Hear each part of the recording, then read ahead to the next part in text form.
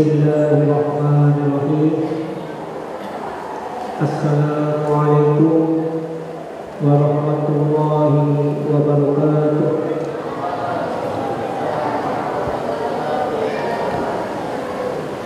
Alhamdulillah,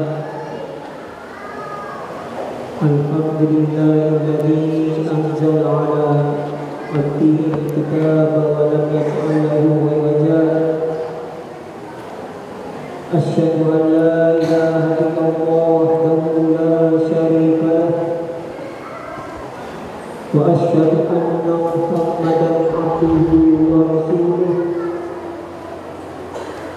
Allahumma salli wa sallim wa barik ala sayyidil anbiya'i wal mursalin wa ala alihi wa ashabihi wa man ihtada bihadihi wa man istanna bisunnatihi ila yaumiddin. Ya ayyuhalladzina amanu taqullaha haqqa tuqatih wa la tamutunna illa wa antum muslimun. Amma ba'du. Ikhwatal Islam warahmatullah. Alhamdulillah, dengan kelembutan hati dan keyakinan kita haturkan segala puji kehadirat Allah Subhanahu wa taala yang telah berkenan mempersatukan hati dan diri kita di majlis yang mulia ini dalam keadaan Islam sehat walafiat. Jazakumullahu khairan kami sampaikan kepada Ustaz Farid Qasimanus Hafizahullah Ta'ala yang telah meluangkan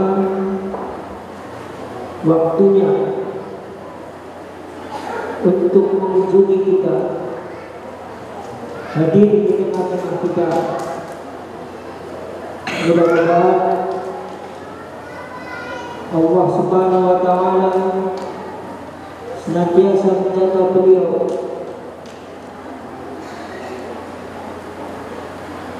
kemudian jazakumullahu khairan pada para mustami'in, wali santri dan ikhwah baik dari Bekes maupun dari luar Bekes. Alhamdulillah telah berlangsung selama 1 tahun lebih penyelenggaraan kajian bulanan di Pondok Pesantren Imam Syafi'i setiap bulan Ahad pertama. Untuk Ahad yang kedua dan ketiga serta keempat, kajian dilaksanakan di Masjid Al-Amin Bekatan di sebelah barat Jembatan Pemali. Ahad yang kedua materi tafsir, ketika kajian kitab rutin. Kemudian ahad yang ketiga hadis syarah hadis Al-Arba'in An-Nawawiyah. Kemudian yang ahad yang keempat kajian kitab fikih Tafsirul Alam syarah kitab Umdatul Ahkam. Tafadhol Ahad yang kedua, ketiga dan keempat kajian diadakan di Masjid Al-Amin dengan materi yang disebutkan tadi, dan Ahad yang pertama diadakan di pondok ini. Baiklah, kita akan istifadah mengambil faedah dari Al-Ustaz Farid Hafizahullah Ta'ala dengan materi taubat dari dosa yang tersembunyi. Disiapkan kertas dan alat tulisnya, karena ilmu itu perlu diikat dengan tulisan, apalagi daya ingat kita yang sungguh sangat terbatas. Apalagi sudah berlalu hari, mungkin nanti sore sudah hanya tinggal berapa persen saja. Untuk itu alangkah baiknya kalau menghadiri majelis ilmu kita mempersiapkan kertas dan alat tulis untuk mengikat ilmu yang kita dapatkan di majelis ini. Baiklah, tafadhol pada Ustaz Farid.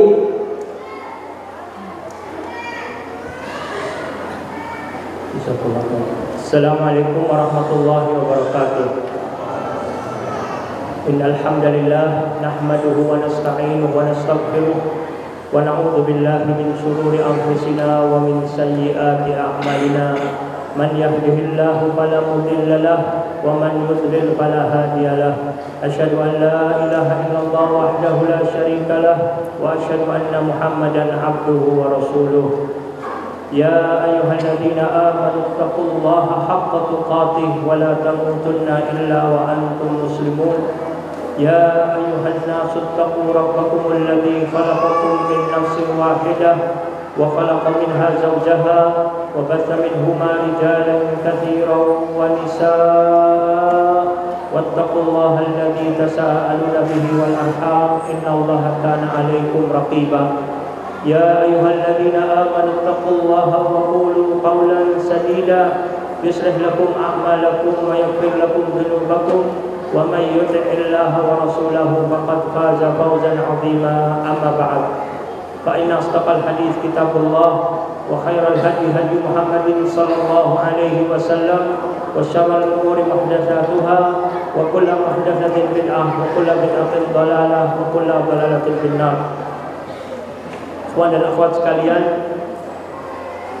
sekitar sebulan yang lalu ada seseorang yang menelpon ke HP saya menceritakan tentang kegalauan hatinya,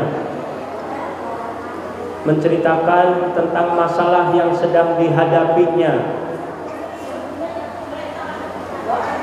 Masalahnya bukan masalah karena kesempitan rezeki, bukan masalah perselisihan rumah tangga, tapi masalah akan dosa tersembunyi yang belum bisa dia lepaskan.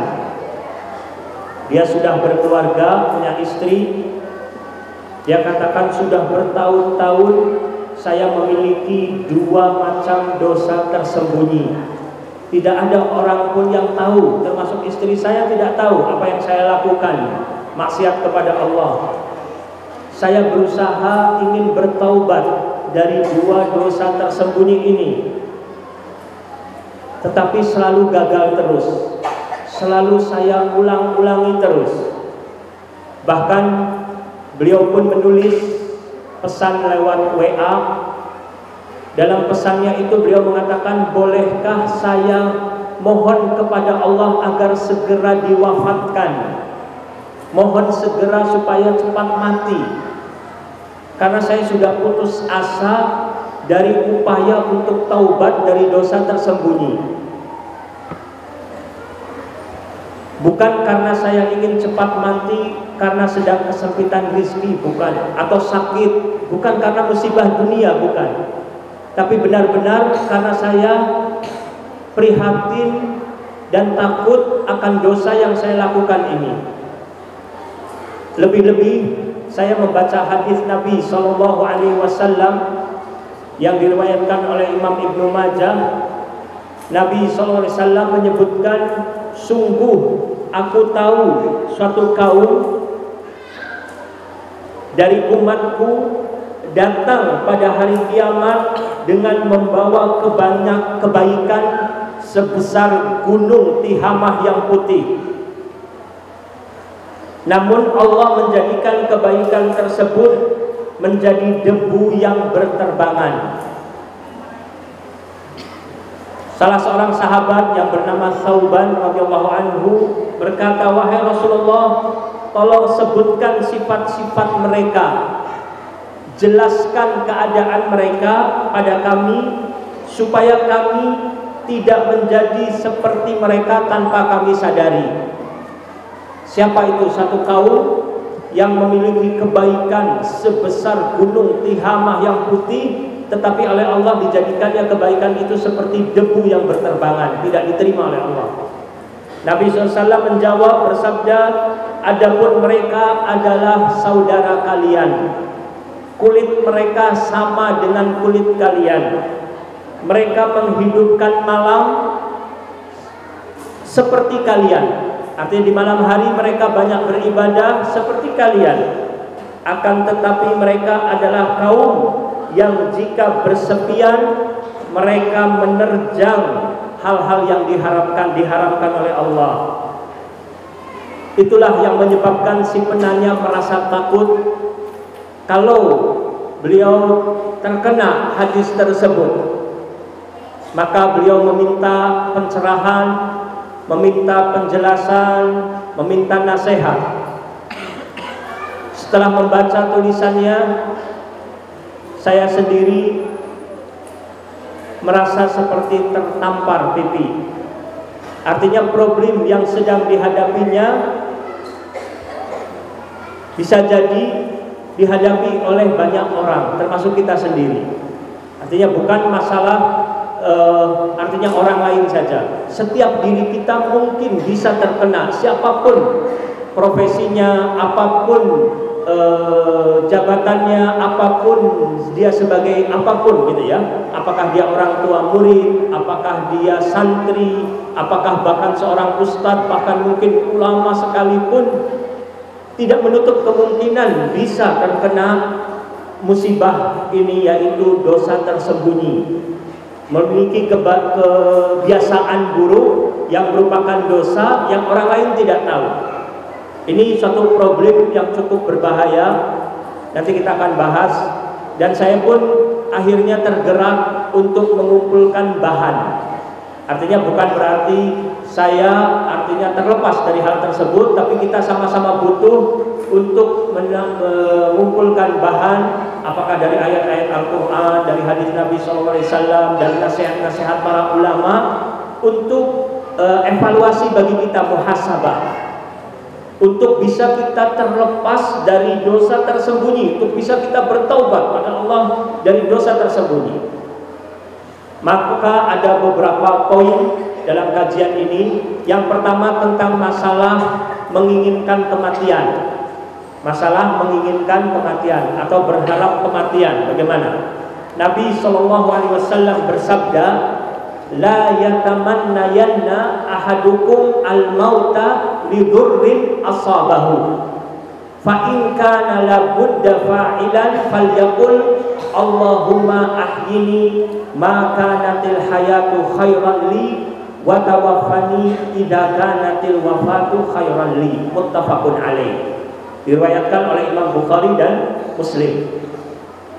Jangan sekali-kali salah seorang di antara kalian mengharapkan kematian dikarenakan musibah dunia yang menimpa dia. Jika dia merasa harus untuk memohon kematian, maka hendaklah dia berdoa yang artinya ya Allah, hidupkanlah aku jika hidup itu lebih baik bagiku, dan wafatkanlah aku jika wafat itu lebih baik bagiku. Muttafaqun alaih. Dari hadis ini kita dapati larangan keras dari Nabi SAW mengharap kematian karena musibah dunia. Jadi orang yang karena tertimpa musibah dunia, misalnya pailit, bangkrut ekonominya, atau misalkan belum nikah misalnya, belum datang jodoh, ataupun sakit yang belum sembuh-sembuh, pokoknya urusan musibah dunia dilarang keras. Kita minta, ya Allah wafatkanlah saya saja, saya sudah tidak sanggup, tidak tahan menerima musibah ini. Tidak boleh. Ada ucapan Maryam dalam Al-Quran yang meminta, ya Allah, yang meminta supaya beliau itu difitnah, dituduh berbuat zina, waliyadzubillah, gitu kan. Padahal tidak. Maka dia katakan, seandainya saja saya mati sebelum ini, arti sebelum datangnya fitnah. Seandainya saja saya mati sebelum datangnya fitnah, itu bukan berarti dia minta sekarang diwafatkan, bukan.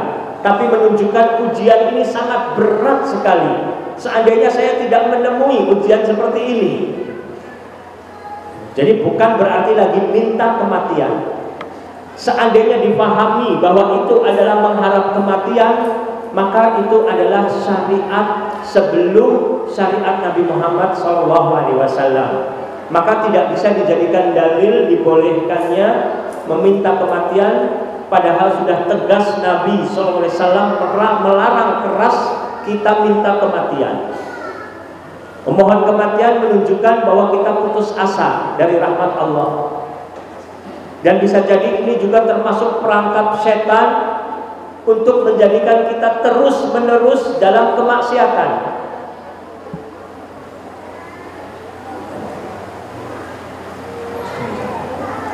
Kemudian adapun karena musibah agama, maka boleh seseorang memohon kematian, tapi tadi bacalah doa yang lengkap seperti diajarkan oleh Nabi SAW. Ya Allah, jika hidupkanlah aku jika hidup itu lebih baik bagiku, dan wafatkanlah aku jika wafat itu lebih baik bagiku. Ini menunjukkan kita tidak tahu apakah wafat itu lebih baik bagiku atau tidak.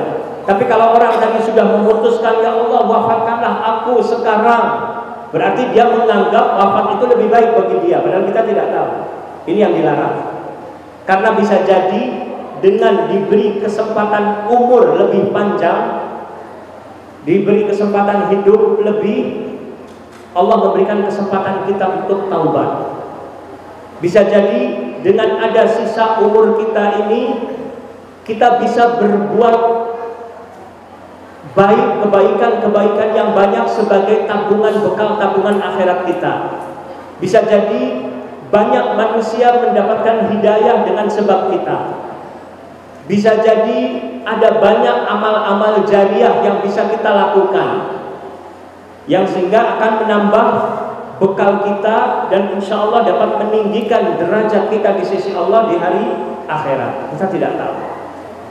Di kesimpulannya, jangan kita mengharapkan kematian karena musibah dunia.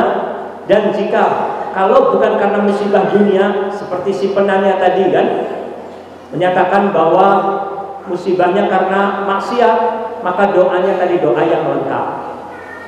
Di antara doa Nabi SAW juga yang perlu dihafal adalah Allahumma aslih li dini alladhi huwa ismatu amri, wa aslih li dunyaya allati fiha ma'ashi, wa aslih li akhirati allati fiha ma'adi, waj'alil hayata ziyadatan li fi kulli khair, waj'alil mauta rahatan li min kulli syarr.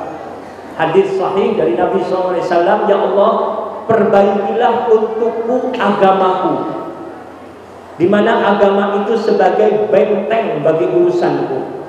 Ya Allah, perbaikilah untukku duniaku, di mana di dalam dunia itulah tempat ma'isyahku, penghidupanku. Ya Allah, aku mohon agar Engkau memperbaiki untukku akhiratku, karena akhirat itu sebagai tempat berpulang kami. Dan jadikanlah kehidupan itu sebagai tambahan kebaikan untukku, dan jadikanlah kematian sebagai tempat peristirahatan bagiku dari segala keburukan. Jadi dengan kematiannya seseorang, dia beristirahat dari keburukan, baik keburukan yang akan dia lakukan ke orang lain ataupun keburukan orang lain yang akan menimpa dia. Tapi dengan hidupnya sebagai tambahan, dengan waktu hidup ini dijadikannya sebagai tambahan kebaikan. Berarti kita tidak tahu umur kita kapan akan dipanggil Allah, tapi kita pasti yakin setiap diri kita ini semuanya akan berpulang, akan meninggal dunia. Dan kita berharap sisa umur kita ini dijadikannya sebagai tambahan kebaikan, bukan tambahan keburukan. Walaupun hidup ini berat, tantangannya berat, manusia punya hawa nafsu, setan juga berusaha untuk menyesatkan manusia dengan berbagai macam dalih dan argumen yang kadang dengan cara dihiasi oleh setan itu keburukan sebagai kebaikan, sehingga kita tidak merasa dalam kebaikan, tapi hakikatnya sedang berada dalam keburukan. Misalnya bisa jadi seperti itu. Ya, itu pembahasan pertama tentang mengharapkan kematian. Kemudian yang kedua, jangan kita putus asa dari rahmat Allah, bahwasanya ampunan Allah itu terbuka, pintu taubat itu masih tetap terbuka, kecuali kalau sudah dalam keadaan sakaratul maut, sudah dalam keadaan nyawa berada di kerongkongan seperti Fir'aun, sudah tidak bisa lagi taubat. Atau matahari terbitnya dari barat, sudah tidak bisa lagi taubat. Tapi selama masih ada kesempatan, kita jangan putus asa dan jangan menganggap pintu taubat sudah tertutup. Seorang yang pernah membunuh 99 orang, dia ingin bertaubat. Ketika bertanya kepada seorang ahli ibadah, bukan ahli ilmu, orang itu menjawab, tidak mungkin Allah terima taubat Anda, dosa Anda sudah besar sekali, sudah banyak. Akhirnya ahli ibadah itu dibunuhnya lagi karena marahnya, jadi 100. Ketika dia tanya kepada seorang yang alim, orang yang alim menjawab bahwa pintu taubat tetap terbuka. Allah menerima taubat, hanya saja Anda tinggal di lingkungan yang buruk, berat untuk bisa istiqomah, maka Anda harus hijrah, harus pindah ke tempat yang baik. Dalam perjalanan hijrah meninggal dunia, tapi oleh Allah Subhanahu wa taala diterima taubatnya dan diberi rahmat oleh Allah Subhanahu wa taala. Hadis Tsauban radhiyallahu anhu yang diriwayatkan oleh Ibnu Majah itu disahihkan oleh Syekh Al-Albani dan oleh ulama lainnya, derajatnya artinya bisa diterima. Ada lagi hadis lain lagi, hadis yang diriwayatkan oleh Bukhari Muslim dari Abu Hurairah radhiyallahu anhu, bahwasanya Nabi SAW bersabda, kullu ummati mu'afa illal mujahirin. Setiap umatku akan dimaafkan oleh Allah kecuali al-mujahirin, termasuk orang yang disebut al-mujahirin atau perbuatan al-mujaharah adalah seseorang yang ketika malam hari berbuat dosa sendiri, tidak ada yang melihat, oleh Allah sudah ditutupnya dosa itu. Tetapi di pagi hari justru dia sendiri yang membuka aibnya. Dia menceritakan kepada kawan-kawannya dengan bangga bahwa tadi malam saya telah berbuat dosa ini dan itu. Maka orang tersebut tidak mendapatkan maaf dan ampunan dari Allah Subhanahu wa taala karena dia membuka aib dirinya sendiri. Berarti kesimpulannya, kalau seorang berbuat dosa sendiri tidak ada yang melihat, maka ada harapan untuk mendapatkan ampunan dari Allah Subhanahu wa taala. Tapi sepertinya ada kontradiksi dengan hadis Thauban yang diriwayatkan oleh Ibnu Majah tadi, yang kebaikannya sebesar gunung Tihamah yang putih akan dihapus dikarenakan dosa sendiri, dosa tersembunyi.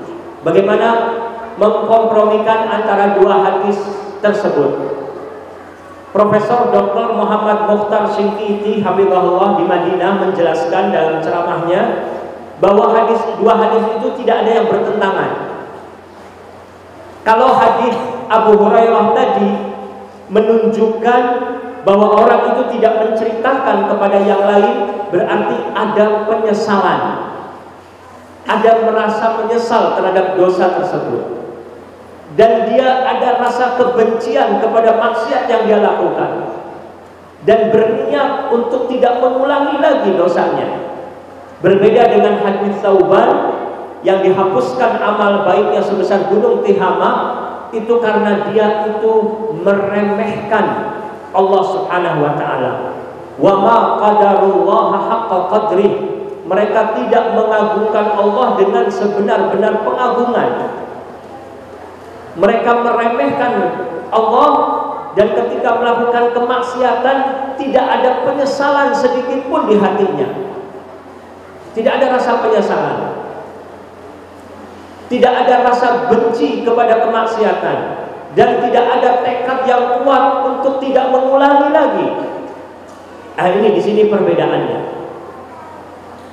Syekh Muhammad Mukhtar Syinqiti menjelaskan, boleh jadi seseorang dililit dengan dosa tersembunyi yang dia tidak bisa lepaskan disebabkan dosa-dosa dia di masa lalu. Jadi kalau kita ingin berusaha melepaskan dosa tersembunyi tadi, kita juga harus koreksi dosa-dosa kita di masa lalu. Bisa jadi, kata beliau, orang ini durhaka pada orang tua, atau menyakiti tetangga, atau menyakiti guru, atau berbuat zalim kepada orang lain. Bahkan bisa jadi dia menyakiti wali dari wali-wali Allah, di mana Allah murka dan menyatakan perang kepada orang yang telah menyakiti walinya. Yang kadang kita tidak merasa bahwa dia itu wali Allah, karena mungkin bukan orang yang terkenal, orang biasa-biasa saja misalnya. Tapi kita menyakitinya, menghalangi manusia dari jalan Allah, terprovokasi misalnya. Ada beberapa orang yang mungkin karena hasad, karena dengki, memprovokasi orang lain. Orang lain tidak menyadari, ikut-ikutan. Dia memfitnah, menuduh dengan keji dan lain sebagainya. Maka sebagai bentuk hukuman dari Allah Subhanahu wa taala, orang itu terkena musibah berupa dosa tersembunyi. Yang dia melakukan dosanya secara sembunyi, tapi dia tidak bisa lepas dan terus-menerus, waliyadzubillah. Berarti kita pun perlu untuk segera bertaubat dari dosa-dosa di masa lalu kita, supaya Allah mudahkan kita untuk bisa melepas dari jeratan dosa tersembunyi yang sedang melilit kita. Dan kita tetap kembali kesimpulannya, tidak putus asa dari rahmat Allah, bahwa Allah Maha penerima taubat. Selama kita ada rasa penyesalan, yang jadi masalah bukan seorang itu tidak boleh bersalah, tidak boleh berdosa. Bisa saja manusia siapapun bisa terjerumus dalam dosa. Tapi yang salah kalau terus menerus ke dalam dosa, padahal dia tidak tahu kapan datangnya ajal, dan dikhawatirkan pada saat datangnya ajal, pada saat dia berbuat dosa, waliyadzubillah. Maka ini bukan di satu sisi jangan kita meremehkan dosa dengan menganggap Allah Maha penerima taubat dan lain sebagainya, tapi juga jangan kita berlebihan yang akhirnya putus asa dari rahmat Allah Subhanahu wa taala. Jadi tetap kesimpulannya bahwa harapan pintu taubat tetap terbuka. Bahkan bisa jadi seorang yang pernah tergelincir dalam dosa itu menjadi ahli jannah. Sedangkan orang yang sebelumnya banyak melakukan ketaatan, justru dia termasuk ahli nar. Kenapa? Orang yang pernah berbuat dosa selalu ingat akan dosanya dan menyesali selalu. Yang dengan penyesalannya tadi, dia berubah hidupnya menjadi lebih baik, memperbaiki diri. Dia bertaubat dan hidupnya melakukan banyak amal soleh untuk menutupi segala kesalahan dosa masa lalu. Akhirnya alhamdulillah sampai kepada husnul khatimah. Adapun orang yang banyak berbuat taat, timbul ujub, sombong, merasa dirinya sudah dapat tiket surga, meremehkan orang lain, mencela orang lain, bahkan sampai menuduh orang lain tidak mendapatkan ampunan dari Allah. Dalam Sahih Muslim ada seorang ahli ibadah mencela ahli maksiat bahwa Allah tidak akan mengampuni dosa kamu, Allah murka. Siapa yang berani-berani lancang mengatasnamakan aku bahwa aku tidak mengampuni si fulan? Sungguh aku terampuni dosanya si fulan dan aku hapuskan amal baik kamu. Orang yang ahli ibadah tadi dihapuskan amal baiknya karena kesombongannya atau karena lancang mengatasnamakan Allah bahwa Allah tidak akan mengampuni si ahli maksiat tadi. Padahal Allah Maha penerima taubat. Bagaimana dengan orang yang berbuat dosa berulang kali dengan dosa yang sama, terjerumus ke dalam dosa yang sama tapi berulang kali? Apakah taubatnya diterima oleh Allah atau tidak? Para ulama tetap menyatakan taubatnya diterima oleh Allah.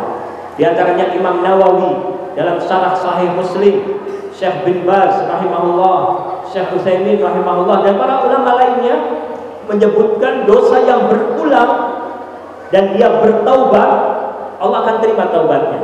Dengan syarat pada saat dia bertaubat, taubatnya taubat nasuha. Dia menyesal, dia benci kepada maksiat tersebut, dia juga berniat, bertekad keras untuk tidak mengulangi. Maka dalam surat Ali Imran ayat 135 ketika Allah menyebutkan ciri orang yang bertakwa, walladzina idza fa'alu fahishatan aw zalamu anfusahum dzakarullaha fastaghfaru lidzunubihim wa may yaghfiru dzunuba illallah wa lam yusirru ala ma fa'alu wa hum ya'lamun. Orang-orang yang apabila mereka berbuat perbuatan keji atau mendolimi diri mereka sendiri, mereka segera ingat kepada Allah. Mereka memohon ampun kepada Allah. Tidak ada yang dapat mengampuni dosa kecuali Allah, dan mereka tidak terus-menerus dalam perbuatan dosa padahal mereka mengetahui. Para ulama menyebutkan tidak terus-menerus melakukan dosa itu bertekad untuk tidak mengulangi. Bertekad untuk tidak mengulangi. Meskipun misalkan di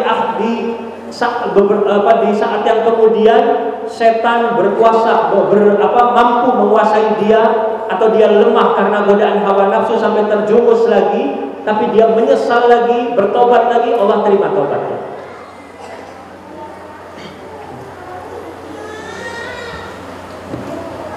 Justru Allah itu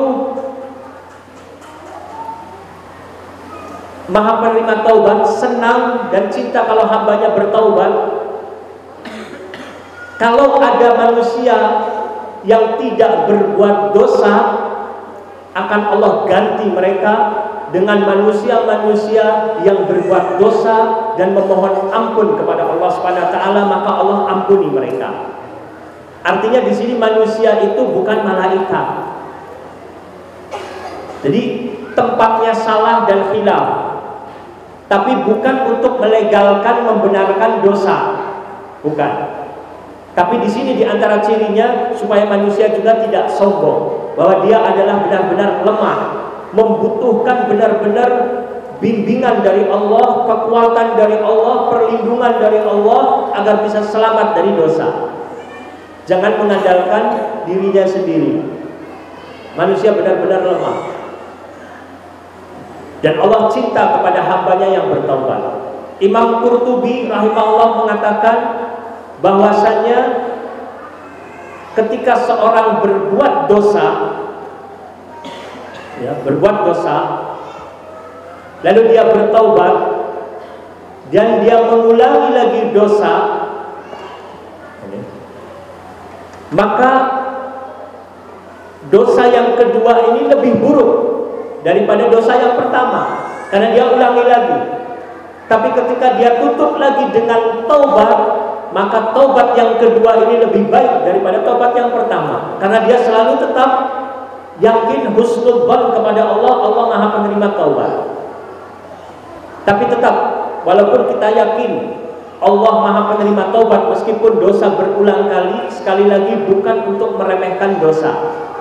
Jangan kita terlena, akhirnya na'udzubillah dengan ada jeratan setan seorang meninggal dunianya pada saat berbuat maksiat, karena kita tidak tahu dalam keadaan apa kita berbuat meninggal dunianya. Nabi SAW bersabda, innamal a'malu bil khawati. Amalan itu tergantung akhirnya. Dan jadi akhirnya. Dan para ulama juga menyebutkan bahwa pangkal dari su'ul khatimah, pangkal di sini artinya bibit ataupun sumber atau sebab utama dari seorang meninggal dalam keadaan su'ul khatimah adalah karena dosa tersembunyi. Karena dosa tersembunyi. Dan pangkal dari husnul khatimah adalah kebaikan yang tersembunyi. Kebaikan yang tersembunyi. Sebagaimana kita pada umumnya tidak ingin kalau berbuat dosa dilakukan oleh orang lain, maka kita juga berusaha sebisa mungkin ketika berbuat kebaikan tidak diketahui oleh orang lain. Itu tanda keikhlasan. Nilainya, kualitasnya berbeda dengan amalan yang dilihat oleh orang lain.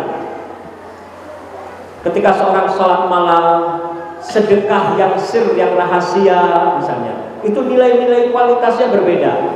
Walaupun sedekah yang nampak dilihat oleh orang lain juga insya Allah diterima oleh Allah kalau dia ikhlas, bukan riya. Bahkan kalau sedekah yang tersembunyi, amalan baik tersembunyi menyebabkan dia ujub, sombong, ini juga berbahaya. Jadi kembali ke masalah hati. Al-Imam Ibnu Qayyim, Al-Imam Ibnu Rajab, ada lagi Al-Hafidh Abdul Haq Al-Isbili, seorang ulama dari Sevilla, dari Spanyol. Beliau juga sama mengatakan bahwasanya tidak mungkin orang itu su'ul khotimah kalau dia itu istiqomah lahir dan batinnya. Istiqomah lahir dan batinnya. Jadi jangan kita menganggap yang penting hanya batin saja, tidak. Lahir pun tetap penting selama sesuai dengan aturan syariah. Imam Sufyan bin Uyainah rahimahullah mengatakan, barang siapa yang lahirnya sama dengan batinnya, maka dia telah berbuat adil. Dan kalau batin dia lebih baik daripada lahir dia yang nampak, maka dia telah berbuat keutamaan. Jadi yang lebih utama kalau batin kita lebih baik daripada apa yang nampak di mata manusia. Dan merupakan kezaliman kalau lahir kita lebih baik daripada batin kita. Ternyata batin kita lebih buruk dari lahir kita. Ini kezaliman. Sehingga ada ulama yang mengatakan termasuk dosa besar apabila seseorang menampakkan sebagai orang yang soleh di hadapan manusia, tapi kenyataannya dia ketika bersepian, ketika tidak dilihat orang, dia menerjang apa-apa yang diharamkan oleh Allah Subhanahu wa ta'ala. Ini termasuk suatu perbuatan dosa atau merupakan sifat kemunafikan. Sehingga kebaikan-kebaikan yang dia nampakkan di hadapan manusia itu lebih mengarah kepada riya. lebih mengarah kepada ria, untuk dapat pengakuan dari manusia, penghormatan dari manusia, bukan karena benar-benar mengharapkan ridha Allah Subhanahu wa taala. Ada satu kisah yang tragis, seorang yang bernama Mansur bin Ammar. Saya dengar dari ceramah Syekh Khalid Al-Rasyid dalam ceramahnya yang berjudul As-Sidqu Ma'allah, jujur bersama Allah. Mansur bin Ammar punya teman mantan preman yang banyak dulunya berbuat maksiat, kemudian dia bertaubat.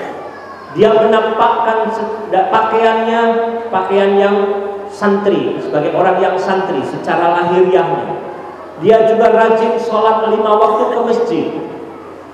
Dan kalau Mansur bin Ammar bermalam satu rumah dengan temannya ini bangun di malam hari untuk sholat tahajud. Suatu hari temannya ini, mantan preman ini sakit keras. Mansur bin Ammar nengok, menjenguknya. Dilihatnya mukanya hitam, kemudian bibirnya bengkak. Maka Mansur merasa dia itu sudah dalam keadaan dekat ajal. Maka Mansur bin Ammar ingin mentalkinnya, wahai sahabatku, ucapkanlah la ilaha illallah. Barang siapa yang akhir ucapannya sebelum meninggal mengucapkan la ilaha illallah, dakhalal jannah, masuk jannah. Temannya itu melihat dengan pandangan yang tajam kepada Mansur, kemudian pingsan, jatuh pingsan. Berapa saat kemudian siuman. Mansur bin Ammar mengatakan, wahai sahabatku, ucapkan la ilaha illallah. Orang itu mengatakan, lidah saya keluh, nggak bisa mengucapkan apa yang kau katakan tadi. Bagaimana sulit, kata Mansur, Anda adalah ahli ibadah, orang soleh, kok sulit mengucapkan la ilaha illallah? Kata dia, Anda tidak tahu, taubat saya ini taubat yang palsu, taubat yang bohong, dusta. Saya ini bertaubat karena ingin mendapatkan pengakuan dari manusia, karena ria saja. Tapi kalau saya sendirian, saya punya kebiasaan minum khamr. Orang lain tidak ada yang tahu. Saya berbuat dosa, sampai pernah Allah timpakan saya penyakit, sakit keras. Saya merasa bahwa ini adalah teguran dari Allah. Saya minta anak perempuan saya membawakan mushaf Al-Quran, saya ngaji. Lalu saya doa kepada Allah, ya Allah, sembuhkanlah ya Allah. Demi Allah yang telah menurunkan Quran, kitab yang mulia ini, sembuhkanlah saya ya Allah. Saya akan bertaubat dengan taubat nasuha. Kalau engkau sembuhkan aku akan tinggalkan ini, maksiat-maksiat ini. Lalu Allah sembuhkan saya. Hanya berapa hari saja saya bertaubat, setelah itu saya lagi mengulangi lagi dosa-dosa saya. Saya hamburkan uang-uang saya di jalan kemaksiatan. Kemudian Allah tegur lagi saya dengan sakit lagi. Saya lakukan hal yang sama, baca Al-Quran, minta ampun, taubat, dan berjanji untuk tidak mengulangi lagi dosanya. Allah kabulkan doa saya, Allah sembuhkan, lalu saya kembali lagi berbuat dosa lagi.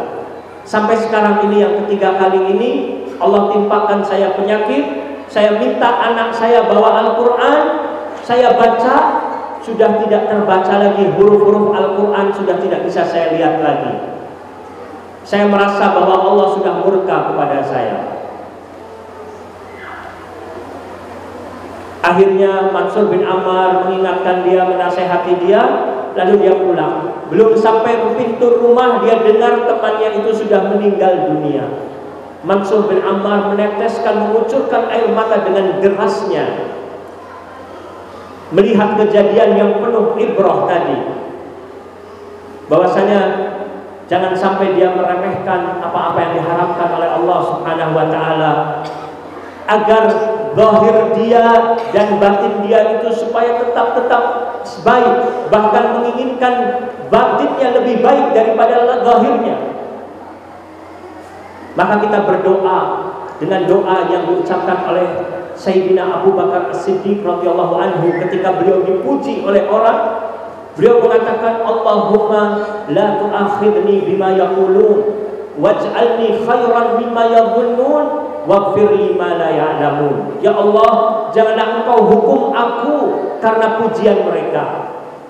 Karena kadang dengan sebagian pujian itu bisa menjadikan seorang sombong, lupa diri, akhirnya berhak untuk mendapatkan hukuman Allah. Ya Allah, janganlah Engkau hukum aku disebabkan apa yang mereka ucapkan, itu pujian. Dan jadikanlah aku lebih baik dari apa yang mereka sangka. Jadikanlah batinku lebih baik daripada lahirku. Dan ampunilah dosa-dosaku yang mereka tidak mengetahuinya. Mereka tidak mengetahui. Syekh Al-Albani rahimahullah ketika membacakan doa Abu Bakar Siddiq radhiyallahu anhu ini menangis. Beliau menangis. Sama seperti ketika Abu Bakar radhiyallahu anhu sendiri menangis. Semoga Allah lembutkan hati-hati kita untuk tidak tertipu dengan kehidupan dunia ini dan berusaha untuk terus memperbaiki hati kita dan untuk berusaha memperbaiki diri dari segala dosa, baik dosa yang nampak maupun dosa yang tersembunyi. Untuk kisah Mansur bin Ammar tadi, kita tidak bisa memastikan bahwa temannya itu meninggal dalam keadaan su'ul khatimah. Kita tidak bisa pastikan. Karena bisa jadi di akhir hayatnya dia sempat bertobat dan Allah terima, mungkin. Tapi sebagai pelajaran bagi kita tidak ada jaminan manusia itu untuk bisa husnul khatimah. Bahkan kita takut disebabkan dosa-dosa tersembunyi kita menjadikan menghalangi kita untuk mendapatkan husnul khatimah yang kita takut. Ada lagi di dunia Islam, bahkan di Arab Saudi, seorang ulama yang sangat dalam ilmunya. Dia banyak menulis kitab-kitab membela Islam dan membantah orang-orang kafir dalam kitab-kitabnya. Tapi sebelum akhir hayatnya dia murtad. Dia menjadi orang ateis, tidak percaya akan adanya Allah Subhanahu wa taala dan meninggal dalam keadaan murtad dan ateis. Waliyadzubillah.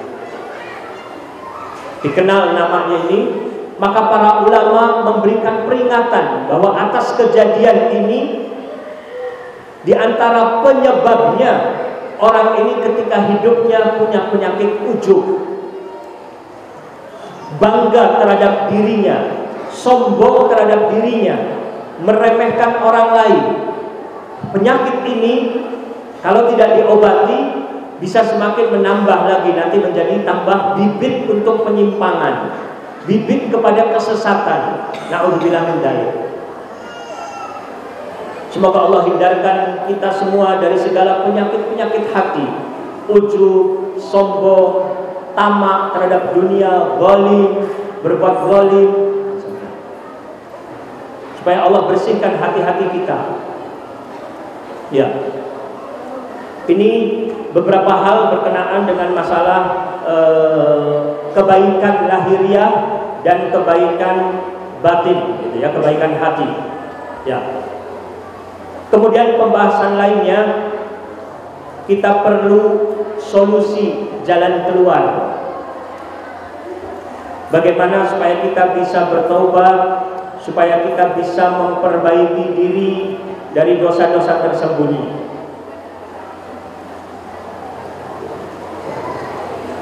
Di antaranya, hendaklah kita meningkatkan kualitas iman kita. Karena dosa tersembunyi itu diakibatkan karena iman yang lemah. Iman yang lemah. Maka kita meningkatkan kualitas iman diantaranya dengan menuntut ilmu syar'i, mengkaji lagi tadabbur terhadap ayat-ayat Al-Quran, mempelajari hadis Nabi SAW, mempelajari sirah sejarah hidup Nabi SAW, mempelajari sirah para sahabat, tabi'in dan orang-orang saleh, dan bergaul serta bersahabat dengan orang-orang yang baik, tinggal di lingkungan yang baik, hijrah dari lingkungan yang buruk kepada lingkungan yang baik, dan menyibukkan waktu kita, waktu luang kita, waktu kosong kita untuk hal-hal yang bermanfaat. Karena termasuk dari jeratan setan adalah dengan waktu luang tadi, waktu kosong tadi, akhirnya yang dibisikkan adalah hal-hal yang maksiat. Dan berusaha juga untuk mencari solusi dari permasalahan kita. Mengapa saya belum bisa meninggalkan dosa tersembunyi? Oh, karena saya belum menikah. Segera menikah. Nabi SAW berpesan, ya ma'syaras syabab, man istata'a minkumul ba'ah falyatazawwaj. Fa'innahu aghaddu lil basar wa ahsanu lil farj. Wahai para pemuda, barang siapa yang sudah siap, sudah dalam kecukupan, maka segeralah dia menikah. Karena dengan menikah tadi menundukkan pandangan mata dan menjaga kehormatan diri. Bagi yang sudah benar-benar siap, matang untuk menikah, segera, jangan ditunda-tunda. Para orang tua juga jangan menghalangi kalau memang anaknya dirasa sudah siap, insya Allah, dan ikut mendukung anaknya supaya bisa segera menikah, karena dikhawatirkan dengan ditundanya nikah menjadi terjerumus ke dalam dosa tersembunyi yang dapat mengakibatkan juga kepada kebinasaan dan keburukan yang lain. Bagi orang yang sudah berkeluarga, suami istri, terkadang terjadi perselingkuhan, terkadang terjadi hubungan yang intim antara lawan jenis padahal bukan suami istri misalnya. Maka perbaiki rumah tangga kita, komunikasikan dengan istri, komunikasikan dengan suami apa yang dibutuhkan untuk menjadikan rumah tangga menjadi rumah tangga yang romantis, harmonis, penuh sakinah, mawaddah, warahmah. Kita juga perlu perbaiki diri kita untuk lebih taat kepada Allah, supaya hubungan kita dengan keluarga juga semakin lebih harmonis lagi. Bisa jadi kerenggangan, keretakan dalam rumah tangga disebabkan dosa dan maksiat. Maka kita perlu bertaubat, kita perbaiki supaya bisa lebih baik lagi. Sehingga kita tidak butuh lagi kepada orang di luar rumah untuk kita mendapatkan hiburan atau terpenuhi dari kebutuhan-kebutuhan emosional kita. Para suami juga jangan membiarkan istrinya berbuat dosa disebabkan dianya yang kaku sikapnya terhadap istrinya, tidak pernah memotivasi istri, tidak pernah memuji istri, yang ada adalah selalu memarahi istri. Terkadang akhirnya terjadi godaan setan, dia si istri butuh belayan kasih sayang dari laki-laki lain, butuh pujian, butuh motivasi, akhirnya mencarinya kepada yang lain. Tapi jika suaminya sudah bisa memenuhi kebutuhan emosional istrinya dengan memanjakannya, dengan lemah lembut, dengan sabar, dengan membimbing, dengan memuji, memotivasi, memberi perhatian, maka insya Allah ini juga sebagai satu jalan untuk bisa menghalangi manusia jangan sampai terjerumus kepada perbuatan dosa. Istri juga sama, perlu memberikan perhatian, pelayanan yang lebih baik lagi kepada suaminya. Jangan sampai kalau di rumah dengan suami yang diobrolkan adalah hal-hal yang serius, hal-hal yang membuat pusing suami, tuntutan-tuntutan, bahkan marah-marah, yang suaminya akhirnya bosan tinggal di rumah. Akhirnya naudzubillah karena kelemahan iman, akhirnya dia terjerat dengan jeratan-jeratan dosa tersembunyi misalnya, naudzubillah.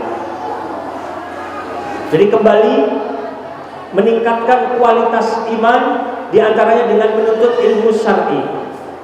Apa saja diantara yang dapat meningkatkan kekuatan iman kita dengan ilmu syar'i? Kita pahami Asmaul Husna. Kita gali lagi dari Al-Quran dan Sunnah Nabi SAW tentang nama-nama Allah yang baik. Bahwa Allah itu As-Sami' yang maha mendengar, Al-Alim yang maha mengetahui, Al-Basir yang maha melihat, Al-Khabir yang maha tahu, maha teliti. Sehingga kita akan lebih hati-hati dalam aktivitas kita, tidak berkata-kata, tidak melakukan suatu tindakan yang membuat Allah murka. Dan kita selalu merasa diawasi oleh Allah Subhanahu wa ta'ala. Timbul ada sifat malu kita kepada Allah. Ustaz Abdullah Banikmah yang lumpuh itu menceritakan kalau Anda naik mobil atau motor di jalan raya, melewati perempatan, ada lampu lalu lintas. Kalau lampunya dalam keadaan merah, kita tidak akan menerjang lampu merah tadi, tidak akan menerobos, kita akan berhenti. Mengapa kita berhenti? Karena kita patuh pada peraturan, karena kita takut akan hukuman, ditilang, apalagi kita lihat ada polisi di situ yang menjaga. Tapi mengapa dalam kehidupan beragama kita mudah sekali menerobos apa-apa yang dilarang oleh Allah Subhanahu wa taala? Karena rasa malu kita kepada Allah kurang, pengagungan kita kepada Allahnya yang kurang, keyakinan kitanya yang lemah. Itu yang perlu kita tingkatkan. Di antaranya dengan mempelajari Asmaul Husna ini, dan juga mempelajari juga bahwa Allah itu Hayy, Al-Hayy, yang maha malu. Maka kita juga berusaha menjadi orang yang memiliki sifat malu. Jangan sampai kita berbuat dosa padahal Allah mengetahui. Ada satu kisah Abdullah bin Umar radhiyallahu anhuma memiliki seorang budak. Budak itu melakukan pelanggaran, lalu akan dihukum oleh Abdullah bin Umar. Budak itu bertanya, "Wahai tuanku, Anda pernah berbuat dosa tidak kepada Allah?" "Ya tentu, saya pernah berbuat dosa, manusia." "Demi Allah," katanya, "semoga Allah mengampuni dosa-dosamu. Saya mohon kamu maafkan kesalahan saya. Jangan sampai saya dihukum." Abdullah bin Umar akhirnya iba, terenyuh, dan dia maafkan. "Sudah, kali ini kamu tidak saya hukum." Di waktu yang lain melakukan dosa yang sama atau pelanggaran yang berhak untuk dihukum juga. Akhirnya ketika akan dihukum sama, budak itu mengatakan, "Wahai tuanku, apakah Anda pernah berbuat dosa?" "Iya." "Demi Allah, semoga Allah menutupi dan menghapus, memaafkan kesalahanmu. Tolong maafkan kesalahan saya." Dimaafkan lagi. Sampai suatu hari kemudian dia melakukan pelanggaran. Abdullah bin Umar menghukum dia, dan si budak itu tidak minta keringanan dan tidak minta dimaafkan. Pasrah begitu saja menerima hukuman. Setelah selesai dihukum, ditanya oleh tuannya, "Mengapa kamu tidak minta keringanan hukum seperti yang awal? Atau minta maaf supaya tidak dihukum seperti beberapa waktu yang lalu?" Kata dia, "Saya malu kepada Anda karena sudah berkali-kali melakukan pelanggaran." Ibnu Umar menangis, dan dia teringat kepada Allah, "Saya lebih berhak untuk malu kepada Allah. Saya juga manusia, suka tersandung berbuat dosa, berhak untuk meminta maaf pada Allah dan minta ampunan Allah." Maka dengan sebab ucapan budaknya tadi yang mengatakan saya malu karena sudah seringkali berbuat salah, maka dilepaskannya, dibebaskannya, dimerdekakannya budak tersebut, karena mengingatkan dia kepada Allah untuk lebih berhak, untuk dia lebih malu kepada Allah Subhanahu wa taala. Semoga Allah menguatkan iman kita.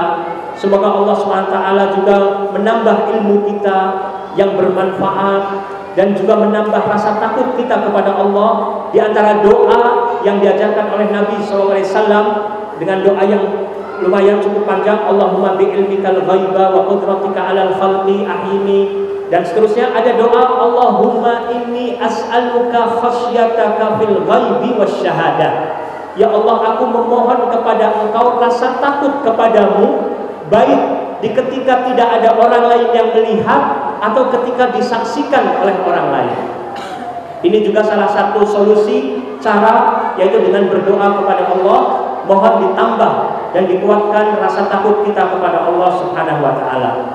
Dan banyak doa-doa lain yang dalam Al-Quran juga bisa kita panjatkan. Rabbana la tu'akhidna in nasina aw akhtana, Rabbana wa la tahmil alaina isran kama hamaltahu 'alal ladzina min qablina, Rabbana wa la tuhammilna ma la taqata lana bih, wa'fu 'anna waghfir lana warhamna anta maulana fansurna 'alal qaumil kafirin. Allahumma habib ilaina al-iman wa zayyinhu fi qulubina wa karrih ilainal kufra wal fusuqa wal isyan. Juga doa-doa dari Nabi SAW, Sayyidul Istighfar, jangan kita lupa dibaca tiap pagi, tiap sore. Allahumma anta rabbi, la ilaha illa anta khalaqtani wa ana abduk wa ana ala ahdika wa wa'dika mastata'tu a'udzu bika min syarri ma sana'tu abu'u laka bi ni'matika alayya wa abu'u bi dhanbi faghfirli fa innahu la yaghfiru dzunuba illa anta. Dan doa-doa lain lagi dari Nabi SAW banyak sekali yang perlu kita panjatkan. Mungkin untuk pemaparan materi saya cukupkan, yang nanti insya Allah kita akan lanjutkan dengan diskusi dan tanya jawab. Wassalamualaikum warahmatullahi wabarakatuh. Wa akhiru da'wana alhamdulillahi rabbil alamin. Alhamdulillah, atas pemaparan materi dari Ustaz Syarif Hasan Muhammad. Mudah-mudahan umur yang masih diberi oleh Allah Subhanahu wa Ta'ala pada hari ini senantiasa kita bermuhasabah, menghitung-hitung dosa kita. Barangkali keburukan kita lebih banyak daripada kebaikan. Hendaknya setiap muslim bermuhasabah setiap hari. Sebelum dihitung di akhirat, hendaknya kita menghitung-hitung dosa kita. Malam ketika akan tidur, kita mengingat dosa selama pagi, siang, sore, atau malam pada hari itu. Kemudian diiringi keyakinan innallaha yaghfiru dzunuba jami'an, sesungguhnya Allah Subhanahu wa Ta'ala akan mengampuni dosa, semua dosa akan diampuni oleh Allah Subhanahu wa Ta'ala. Lam yughadhir, sebelum nyawa di kerongkongan dan sebelum matahari terbit dari barat. Terbuka kesempatan bagi kita untuk bertobat, untuk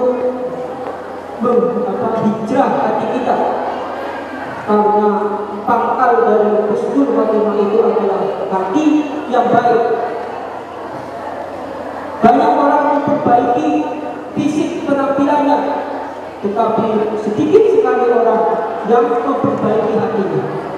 Mudah-mudahan Allah Subhanahu wa Ta'ala memberikan taufik, petunjuk dan bimbingan kepada kita agar kita memperbaiki hati kita. Bagaimanapun juga, tobat itu adalah salah satu bentuk taufik dari Allah Subhanahu wa Ta'ala. Maka kita mohon taufik kepada Allah Subhanahu wa Ta'ala agar kita bersegera bertobat dari dosa-dosa baik yang lahir maupun yang tersembunyi.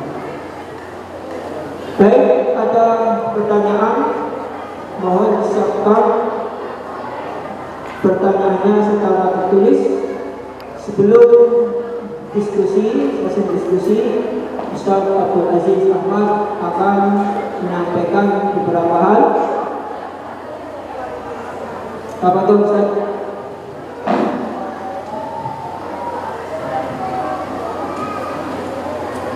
Mana Ustaz Abdul Aziz? Ya.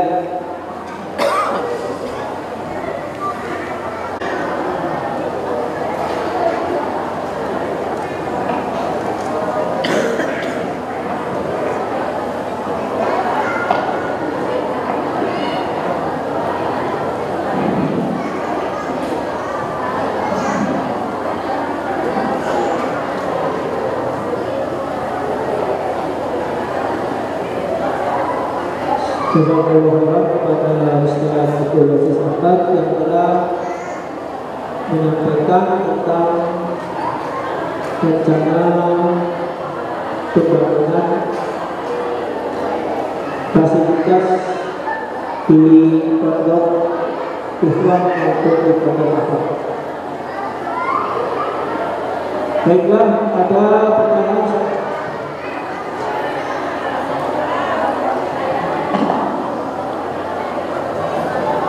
Bagaimana meminta maaf atas dosa dan kesalahan dari orang yang sudah meninggal dunia? Jadi waktu hidup belum meminta maaf atas dosa Bani Adam, ya, akun Adam. Gimana Ustaz? Ya, bagaimana kita meminta maaf kepada orang yang telah meninggal dunia?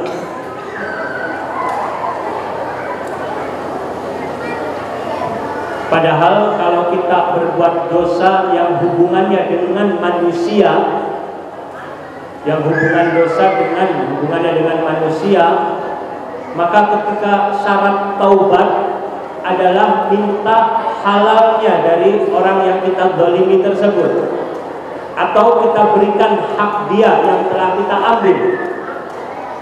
Yang jelas perlu ada maaf dari orang yang telah kita sakiti atau kita zalimi. Kalau orangnya sudah meninggal dunia, maka tidak bisa kita dapatkan. Tentu kita di sini sekarang posisinya bagi si penanya, ya harus banyak beristighfar, harus banyak terus berbuat baik, gitu kan? Dan berharap semoga di akhirat orang tersebut tidak menuntutnya. Mudah-mudahan dianya sudah memaafkan. Berharap seperti itu. Oleh karena itu, hendaknya kita semua perlu hati-hati dari jangan sampai kita mendolimi orang lain, jangan sampai kita menyakiti orang lain, jangan sampai kita berbuat salah pada orang lain. Walaupun manusia bisa saja terjadi, tapi kalau kita sudah melakukan kesalahan, kezaliman pada orang lain, segera kita minta halalnya, minta maafnya. Itu penting. Kalau kita menguburkan jenazah, kalau dia yang salah, yang meninggal dunia itu yang pernah berbuat salah pada kita, insya Allah kita maafkan.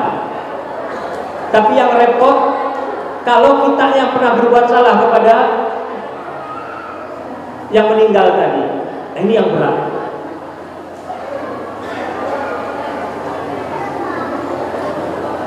Maka dari itu penting sekali, terutama bagi anak-anak yang masih punya orang tua, minta ridhonya orang tua. Jangan sampai orang tua meninggal dunia masih membawa kejengkelan, marah, tidak ridho kepada anaknya. Padahal ridho Allah terdapat pada ridhonya orang tua. Kalau kita sebagai anak meninggal duluan, orang tua insya Allah akan ridho memaafkan. Tapi kalau orang tua meninggal dunia masih membawa kejengkelan, kemarahan, dan tidak ridho pada anak, itu yang berat.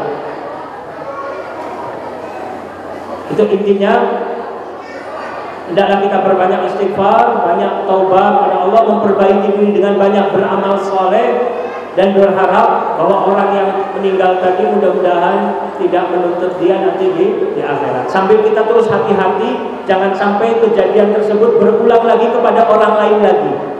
Yang sampai meninggal kitanya belum sempat minta maaf. Kita ingat kisah Sa'ad bin Abi Waqqas radhiyallahu anhu. Ketika dizalimi oleh orang, dituduh dengan tuduhan keji, difitnah, sampai Sa'ad bin Abi Waqqas mendoakan, ya Allah, kalau orang tadi berkata karena riya, karena sum'ah, bukan karena ikhlas padamu, maka ya Allah panjangkan umurnya dan berilah kemiskinan pada dia, dan jadilah dia terfitnah dalam hidupnya. Sampai dikabulkan doanya oleh Allah SWT. Orang tersebut panjang umur sampai alisnya itu menutupi matanya, sudah tua renta, hidup penuh dengan penderitaan kemiskinan, dan dia kalau di jalan raya suka menggoda, mengganggu perempuan yang lewat. Ketika ditegur oleh orang, saya terkena doanya Sa'ad radhiyallahu anhu sudah meninggal dunia, orang itunya belum sempat meminta maaf. Dan Sa'ad sudah terlanjur mendoakan keburukan. Maka Nabi SAW berpesan, ittaqu da'watal mazlum, takutlah kalian akan doa orang yang dizalimi. Karena doa orang yang dizalimi ini mustajab, akan diterima oleh Allah, dikabulkan tanpa hijab. Itu saja yang bisa saya jawab dari pertanyaan pertama.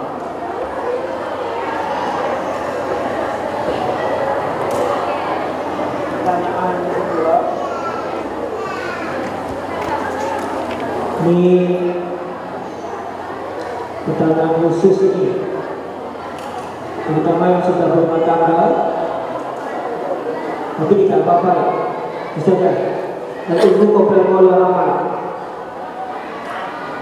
Ustaz, bagaimana nasihat itu bagi kita yang sudah menikah tapi tidak tercukupi dengan satu istri? Satu tidak cukup katanya, maunya berapa?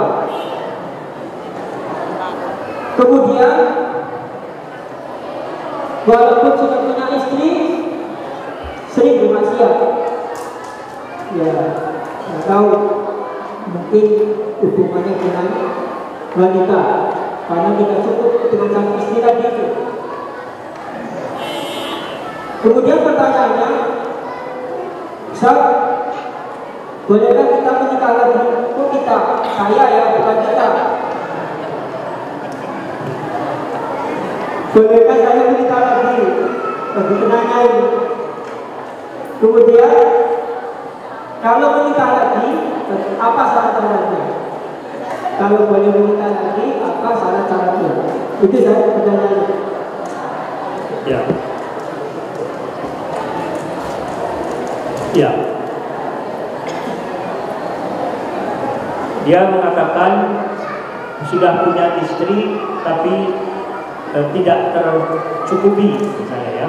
Saya tidak tahu pengertian tidak tercukupinya karena apa, gitu kan, istilahnya tidak tercukupinya.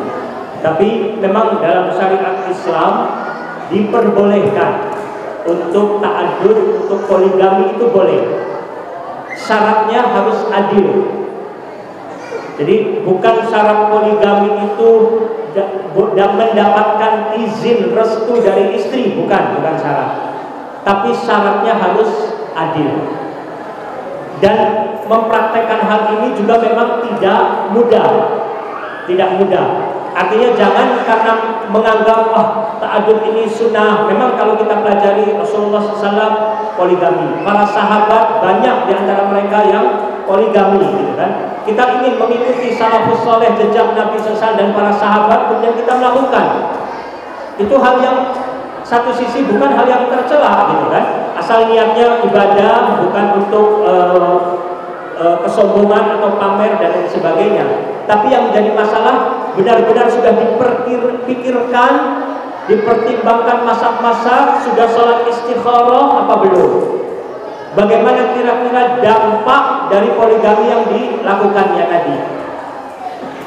Kalau cuma sekedar semangat saja, tapi setelah itu banyak praktek yang terjadi, orang mendolimi istri yang lama atau istri yang baru atau kedua-duanya istilahnya. Maka ancamannya juga berat bagi orang yang berpoligami tidak adil, maka di hari kiamat nanti akan disiksa dalam keadaan miring, gitu kan? Berat, artinya berat sekali. Tapi itu juga bisa jadi sebagai solusi kalau memang dia merasa kalau tidak berpoligami dia bisa terjerumus kepada kemaksiatan, dosa tersembunyi ataupun dosa yang nampak, dosa besar dan lain sebagainya. Maka itu perlu tadi istikharah, perlu musyawarah sama orang-orang yang lebih paham, lebih alim, lebih pengalaman, dan kira-kira dampaknya bagaimana. Kadang dia belum mempersiapkan dari keluarganya untuk siap menerima hal tersebut.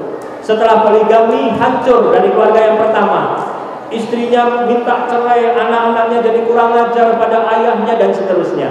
Karena dia tidak mempersiapkan untuk membimbing mereka untuk siap.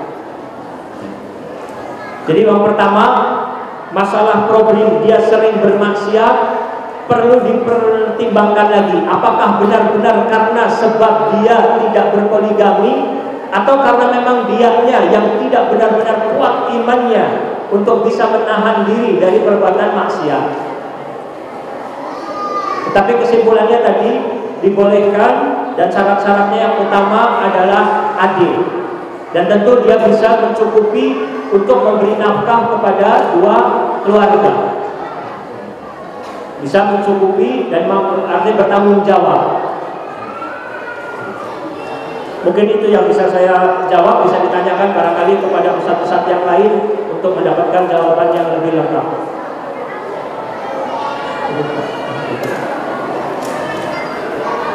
Ustadz Abu Basir Hafizahullah Ta'ala dalam bukunya yang menceritakan tentang, ini ceritanya lain, cerita nyata praktisi poligami. Di situ ada orang bilang, kok sesama istri rukun ya? Iya, sesama istri rukun. Istri pertama, istri muda, istri tua, istri muda, istri tua rukun. Apa rahasianya? Kemudian para istri itu mengatakan, kami rukun karena suami kami adil. Keadilan suami itu akan memberikan pengaruh kepada sesama istri, akan rukun, tidak saling bersaing, tidak saling cemburu yang berlebihan dan sebagainya. Itu ya pelajaran tentang masalah atau pengaruh adil tidaknya suami ketika bertaat. Sedikit saya tambahin ya Pak. Ya.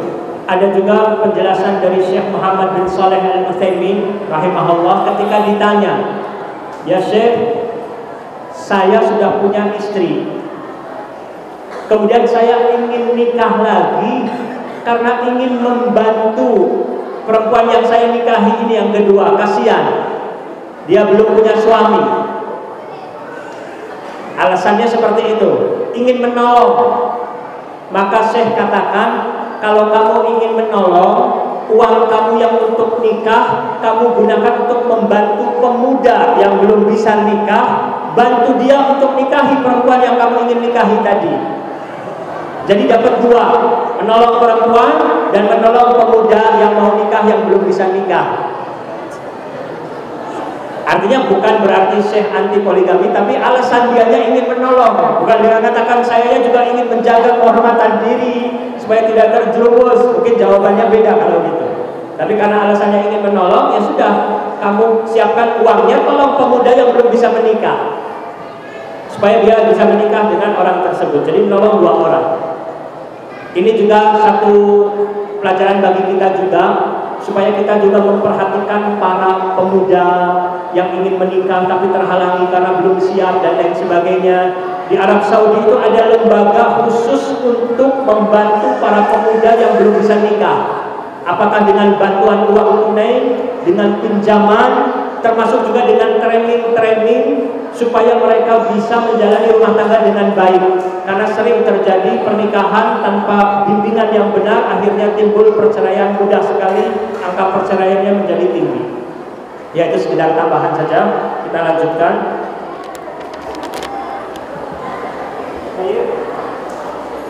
Baik, pertanyaan yang ketiga, Ustaz, apakah menyebarkan artikel-artikel di media sosial atau di media yang lain yang tanpa ada sumber yang baik atau sahih termasuk dosa yang tersembunyi? Apakah menyebarkan artikel di medsos atau media yang lain itu tanpa sumber yang baik atau sahih termasuk dosa yang tersembunyi? Karena penyebar artikel tersebut merasa telah berbuat baik dan mendapat pahala. Ya, tentang pengertian dosa tersembunyi. Itu yang pertama, tidak ada orang lain yang tahu akan dosa yang dia lakukan kecuali dirinya, malaikat, dan Allah SWT.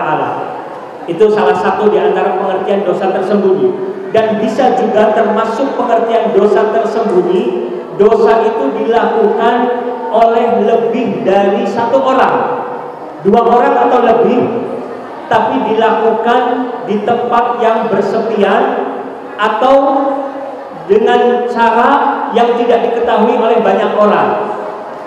Jadi mungkin juga seperti chatting misalnya kan, dengan berpacaran lewat media sosial. Mungkin yang melakukannya 2 orang, mungkin bisa 1 grup misalnya ya, tapi dengan kata-kata yang tidak benar, tapi tidak banyak diketahui oleh orang lain. Itu juga bisa termasuk pengertian dosa tersembunyi. Berdasarkan hadis Thauban dikatakan kaumun, pakai nama kaum, satu kaum. Kemudian idza khalau bimaharimillah intahakuha, jika mereka bersepian, khalau itu artinya bisa jadi tidak dilihat oleh banyak orang. Seperti misalnya 5 orang berkumpul berjudi sembunyi-sembunyi, atau minum khamr, atau minum pil narkoba. Dia tidak sendiri 5 orang, tapi sembunyi-sembunyi dari pandangan orang lain. Ini juga dikatakan sebagai dosa tersembunyi. Nah, apabila dalam medsos tadi orang yang menyebarluaskan keburukan, dia tidak menampilkan namanya, mungkin sebagai nama samaran, atau dia sebarkan ke grup-grup yang kemudian setelah itu tersebar luas, orang tidak tahu siapa penulis awalnya, maka bisa dikatakan dia pelaku dosa tersembunyi karena tidak diketahui oleh orang. Berkenaan dengan masalah medsos ini penting sekali bahwa kita mempertimbangkan apakah media sosial yang kita gunakan ini manfaatnya lebih banyak atau mudaratnya yang lebih banyak bagi kita. Tiap orang berbeda. Mungkin bagi satu orang kemaslahatannya yang lebih besar, dia bisa meminimalisasi keburukan yang ada, dia bisa lebih berbuat baik. Tapi bagi orang lain justru mudaratnya yang lebih banyak. Dia menginginkan untuk memberikan kebaikan bagi orang banyak, tapi dianya sendiri yang terugikan dengan berbagai macam bacaan yang menyita waktu dia yang tidak bermanfaat, atau bahkan yang merugikan keimanan dia, misalnya berbeda. Kemudian bagi orang yang menginginkan kebaikan di medsos juga harus dilihat. Tidak setiap tulisan yang kita dapatkan itu kemudian untuk kita share lagi. Sebagian dari kita tujuannya ketika membaca atau melihat tulisan atau ceramah yang merusak Islam, dari orang-orang yang menyesatkan umat, kita malah men-share tulisan tersebut di grup dan kepada orang lain dengan alasan supaya orang tahu tentang kesesatan dia. Padahal bisa jadi orang yang membaca atau mendengarnya malah terpengaruh misalnya, dan menjadikan orang tersebut tersebarnya keburukan. Maka jangan kita ikut bantu menyebarkan. Kalau kita ingin minta pendapat seseorang dari ustadz dan lain sebagainya, boleh tanyakan, tapi secara pribadi, bukan di grup. Jangan di grup bagaimana pendapat kalian tentang ini, padahal di grup itu banyak sekali orangnya. Tapi secara pribadi saja boleh kalau memang dianggap perlu. Dan hati-hati, tidak setiap yang diketahui itu boleh diucapkan, apalagi disebarkan. Jadi terkadang kita perlu lihat juga hal ini kalau disebarkan secara umum mudaratnya akan lebih besar, maka tidak perlu untuk disebarkan secara umum. Misalnya, ini juga perlu perhatiannya supaya tidak menjadikan malah menambah dampak yang buruk bagi dakwah karena semangatnya orang untuk menyebarkan kebaikan, tapi juga dengan cara yang kurang santun atau kurang baik. Ya.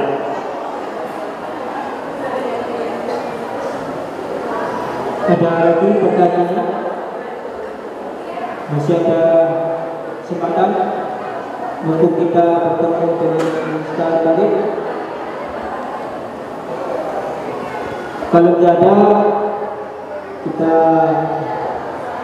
mengucapkan alhamdulillah hari ini kita telah mendapatkan beberapa faedah ilmu, dan tidak cukup dengan itu. Selanjutnya kita mohon kepada Allah SWT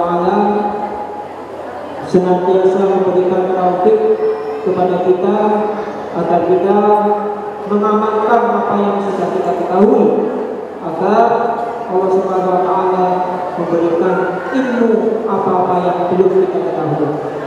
Oh, ada lagi? Ya, sebelum pertanyaannya Bapak.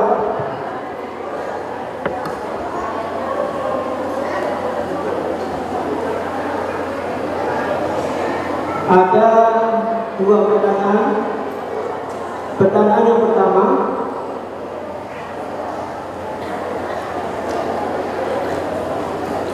menabung di bank, tentang menabung di bank, tentang menabung di bank. Apakah menabung di bank itu termasuk dosa yang tersembunyi?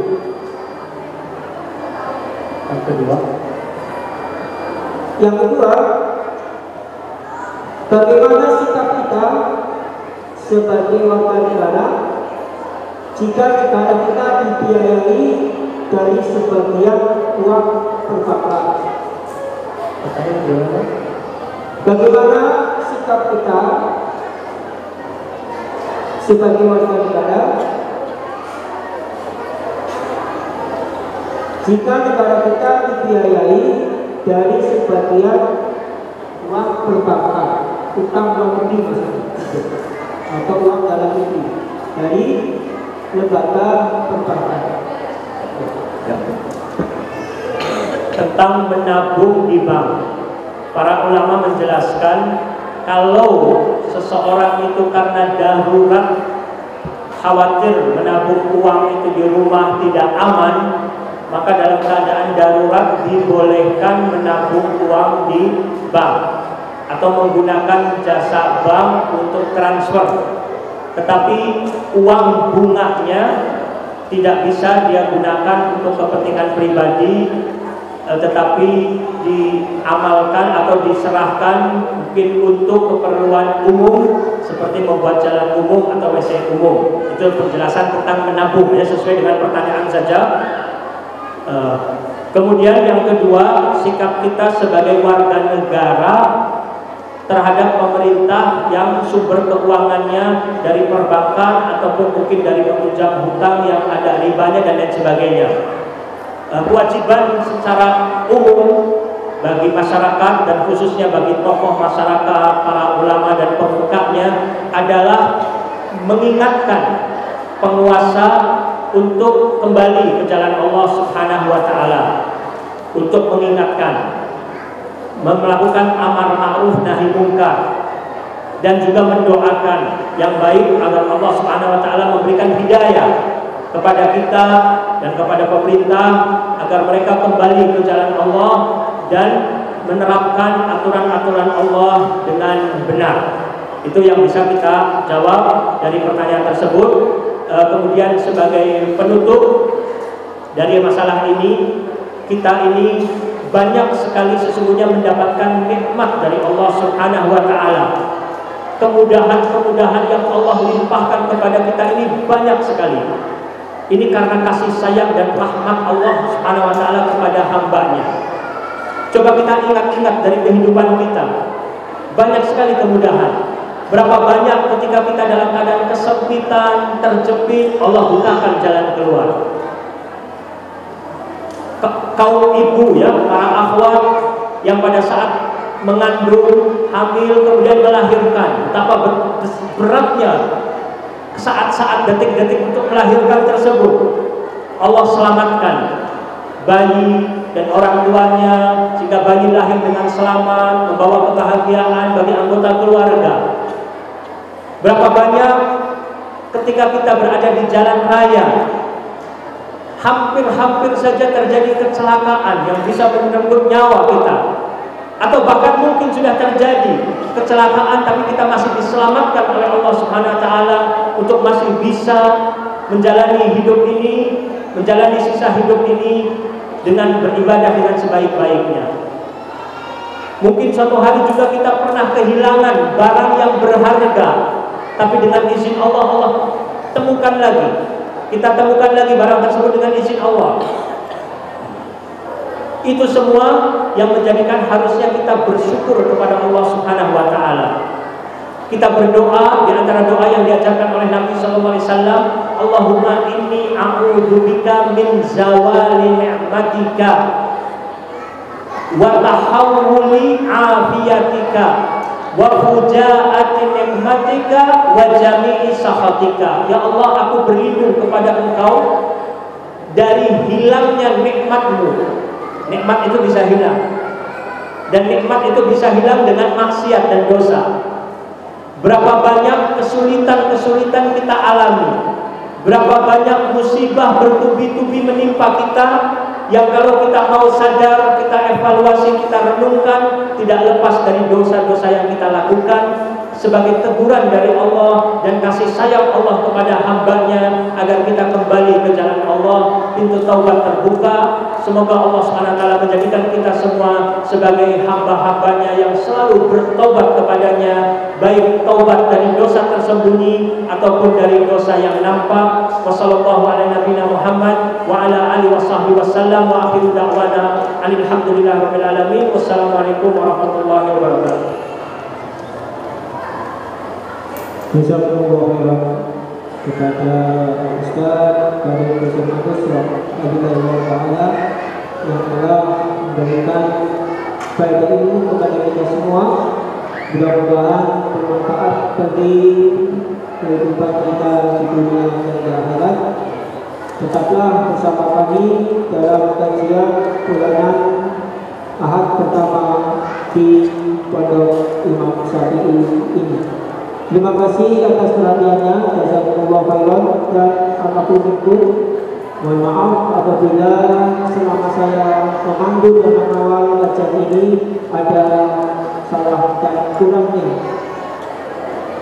Kita tutup dengan subhanallah Allahumma wa bihamdika asyhadu an la ilaha illa anta astaghfiruka wa atubu ilaik. Wassallallahu ala nabiyyina Muhammad wa ala alihi washabbihi ajmain. Walhamdulillahirabbil alamin. Wassalamu alaikum warahmatullahi wabarakatuh.